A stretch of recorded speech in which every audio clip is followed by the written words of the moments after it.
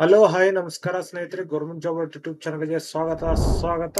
So ಈ ಒಂದು ವಿಡಿಯೋದಲ್ಲಿ ಕರೆದಿರುವಂತಹ ಪೋಸ್ಟ್ ಇದು ಓಕೆನಾ. ಸೊ BPNL ಸರ್ಚ್ ಮಾಡಿದ್ರೆ ಸಾಕು, ಈ ಒಂದು ವೆಬ್ಸೈಟ್ ಇಲ್ಲಿ ಸಿಗುತ್ತೆ ಸ್ನೇಹಿತರೆ. ಓಕೆನಾ, BPNL ಅಂತ ಹೇಳಿದರೆ ಸೊ ನೋಡಿ, ಭಾರತೀಯ ಪಶುನಾಲಯ ನಿಗಮ ಲಿಮಿಟೆಡ್. ಓಕೆನಾ. ಸೊ ಇದರಲ್ಲಿ ನಿಮಗೆ 12,000 ಪೋಸ್ಟ್ ಗಳನ್ನ ಕರೆದಿದ್ದಾರೆ. 12,981 ಪೋಸ್ಟ್ ಗಳನ್ನ ಕರೆದಿದ್ದಾರೆ ಸ್ನೇಹಿತರೆ. ಆದಷ್ಟು ಬೇಗ ಅಪ್ಲಿಕೇಶನ್ ಅಪ್ಲೈ ಮಾಡ್ಕೊಳ್ಳಿ. ಹಾಗೆ ಇನ್ನು ನೀವು ಯಾರಾದ್ರೂ ನಮ್ಮ ಯೂಟ್ಯೂಬ್ ಚಾನಲ್ ಸಬ್ಸ್ಕ್ರೈಬ್ ಮಾಡ್ಕೊಂಡಿಲ್ಲ ಅಂದ್ರೆ ಈಗಲೇ ಸಬ್ಸ್ಕ್ರೈಬ್ ಮಾಡ್ಕೊಳ್ಳಿ ಸ್ನೇಹಿತರೆ. ಹಾಗೆ ನಮ್ಮ WhatsApp group, Telegram group join ಆಗ್ಬೇಕು ಅಂತ ಹೇಳಿದ್ರೆ ಈಗಲೇ ಜಾಯ್ನ್ ಆಗಿ ಸ್ನೇಹಿತರೆ. ಲೇಟೆಸ್ಟ್ ಅಪ್ಡೇಟ್ಸ್ ಸಿಗ್ತಾ ಇರುತ್ತೆ. ಓಕೆನಾ. ಸೊ ಇನ್ನು ಈ ಒಂದು ವಿಡಿಯೋನ ಮುಂದೆ ವರ್ಷೋಣ ಸ್ನೇಹಿತರೆ. ಎಷ್ಟು ವೇಕೆನ್ಸಿ ಇದೆ ಅಂತ ಈಗಾಗಲೇ ತಿಳಿಸ್ಕೊಡ್ತೀನಿ. 12,900 ಇದೆ. ಸ್ಯಾಲರಿ ಬಂದು 40,000 ರೂಪಾಯಿವರೆಗೂ ಇದೆ ಸ್ನೇಹಿತರೆ. ಏನ್ ಎಜುಕೇಶನ್ ಕ್ವಾಲಿಫಿಕೇಶನ್ ಆಗಿರಬೇಕು, ಏಜ್ ಲಿಮಿಟ್ ಎಷ್ಟು, ಯಾರೆಲ್ಲ ಅಪ್ಲೈ ಮಾಡಬಹುದು, ಪ್ರತಿಯೊಂದು ಹೇಗೆ ಅಪ್ಲೈ ಮಾಡೋದು ಎಲ್ಲದನ್ನು ನಿಮ್ಗೆ ತಿಳಿಸ್ಕೊಡ್ತೀನಿ ಸ್ನೇಹಿತರೆ. ಈ ಒಂದು ವಿಡಿಯೋನ ನಿಮ್ಮ ಎಲ್ಲ ಸ್ನೇಹಿತರಿಗೂ ಶೇರ್ ಮಾಡಿ ಸ್ನೇಹಿತರೆ. ಓಕೆನಾ. ಸೊ ಎಲ್ಲರಿಗೂ ಶೇರ್ ಮಾಡಿ. ಹಾಗೆ ಈ ಒಂದು ವಿಡಿಯೋನ ಲೈಕ್ ಮಾಡಿ, ಕಮೆಂಟ್ ಮಾಡಿ ಏನಾದ್ರು ಡೌಟ್ಸ್ ಇತ್ತು ಅಂದ್ರೆ. ಓಕೆನಾ. ಸೊ ನೋಡೋದಾದ್ರೆ ನೋಡಿ, 12,981 ಪೋಸ್ಟ್ ಗಳನ್ನ ಕರೆದಿದ್ದಾರೆ. ಪಂಚಾಯತ್ ಪಶು ಸೇವಕ, EO, tehsil development officer and other ಅಂತ ಹೇಳ್ಬಿಟ್ಟು ಇಷ್ಟು ವೇಕೆನ್ಸಿಗಳನ್ನ ಕರೆದಿದ್ದಾರೆ. ಆದಷ್ಟು ಬೇಗ ಅಪ್ಲಿಕೇಶನ್ ಮಾಡ್ಕೊಳ್ಳಿ. 11 ಮೇ ಲಾಸ್ಟ್ ಡೇಟ್ ಇದಿರುತ್ತೆ. ಓಕೆನಾ. ಸೊ ನೋಡಿ, ಪೋಸ್ಟ್ ನೇಮ್ ಒಂದು chief project officer, district extension officer, tehsil development officer, panchayat ಪಶು ಸೇವಕ್ ಆಫೀಸರ್. ಓಕೆನಾ. ಸೊ 12,981 ಪೋಸ್ಟ್ ಗಳನ್ನ ಕರೆದಿದ್ದಾರೆ. 11 ಮೇ 2025 ಲಾಸ್ಟ್ ಡೇಟ್ ಇದೆ ಸ್ನೇಹಿತರೆ. ಆನ್ಲೈನ್ ಮುಖಾಂತರ ಅಪ್ಲಿಕೇಶನ್ ಅಪ್ಲೈ ಮಾಡಬೇಕು. ಈಗಲೇ ಅಪ್ಲೈ ಮಾಡ್ಕೊಳ್ಳಿಸಿದ್ರೆ. ಓಕೆನಾ. ನೋಡಿ, 10,000ಕ್ಕಿಂತ ಹೆಚ್ಚು ಪೋಸ್ಟ್ ಗಳು ಪಂಚಾಯತ್ ಪಶು ಸೇವಕ ಪೋಸ್ಟ್ ನ ಕರೆದಿದ್ದಾರೆ. ಓಕೆನಾ. ತಹಸೀಲ್ ಡೆವಲಪ್ಮೆಂಟ್ ಆಫೀಸರ್ಗೆ 2,120, ಡಿಸ್ಟ್ರಿಕ್ಟ್ ಎಕ್ಸ್ಟೆನ್ಷನ್ ಆಫೀಸರ್ಗೆ 440, ಹಾಗೆ ಚೀಫ್ ಪ್ರಾಜೆಕ್ಟ್ ಆಫೀಸರ್ಗೆ 44. ಒಂದು ವೇಕೆನ್ಸಿಗಳನ್ನ ಆದಷ್ಟು ಬೇಗ ನೋಡಿ. ಎಜುಕೇಶನ್ ಪಂಚಾಯತ್ ಪಶು ಸೇವಕಗೆ 10th ಆಗಿರಬೇಕು, ತಹಸೀಲ್ ಡೆವಲಪ್ಮೆಂಟ್ ಆಫೀಸರ್ಗೆ 12th ಆಗಿರಬೇಕು, ಡಿಸ್ಟ್ರಿಕ್ಟ್ ಎಕ್ಸ್ಟೆನ್ಷನ್ ಆಫೀಸರ್ಗೆ ಗ್ರಾಜುಯೇಷನ್ ಆಗಿರಬೇಕು. ಓಕೆನಾ. ಅದ ನಂತರ ಚೀಫ್ ಪ್ರಾಜೆಕ್ಟ್ ಆಫೀಸರ್ಗೆ ಕೂಡ ಗ್ರಾಜುಯೇಷನ್ ಆಗಿರಬೇಕು.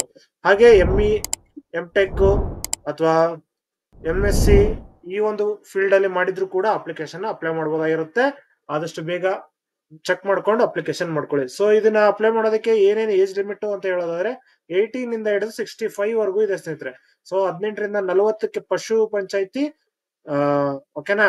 ಅದ ನಂತರ 21-40ಕ್ಕೆ ತಹಸೀಲ್ ಡೆವಲಪ್ಮೆಂಟ್ ಆಫೀಸರ್, 25ರಿಂದ 40ಕ್ಕೆ ಡಿಸ್ಟ್ರಿಕ್ಟ್ ಎಕ್ಸ್ಟೆನ್ಷನ್ ಆಫೀಸರ್, 40ರಿಂದ 65 ಚೀಫ್ ಆಫೀಸರ್ ಆಗಿ ಕರೆದಿದ್ದಾರೆ. ಸೊ ಇದಿಷ್ಟನ್ನ ನೋಡ್ ಅಪ್ಲೈ ಮಾಡಬಹುದು. ನೋಡಿ, ಪಂಚಾಯತ್ ಪಶು ಸೇವಕಗೆ 708 ರೂಪಾಯಿ ಫೀಸ್ ಇದೆ. ತಹಸೀಲ್ ಡೆವಲಪ್ಮೆಂಟ್ ಆಫೀಸರ್ಗೆ 944 ಫೀಸ್ ಇದೆ. ಹಾಗೆ ಡಿಸ್ಟ್ರಿಕ್ಟ್ ಎಕ್ಸ್ಟೆನ್ಷನ್ ಆಫೀಸರ್ಗೆ 1,180 ರೂಪಾಯಿ ಫೀ ಕೊಡ್ಬೇಕಾಗಿರುತ್ತೆ ಸ್ನೇಹಿತರೆ. ಚೀಫ್ ಪ್ರಾಜೆಕ್ಟ್ ಆಫೀಸರ್ಗೆ ಅಪ್ಲಿಕೇಶನ್ ಅಪ್ಲೈ ಮಾಡ್ಬೇಕಂದ್ರೆ 1,534. ಓಕೆನಾ.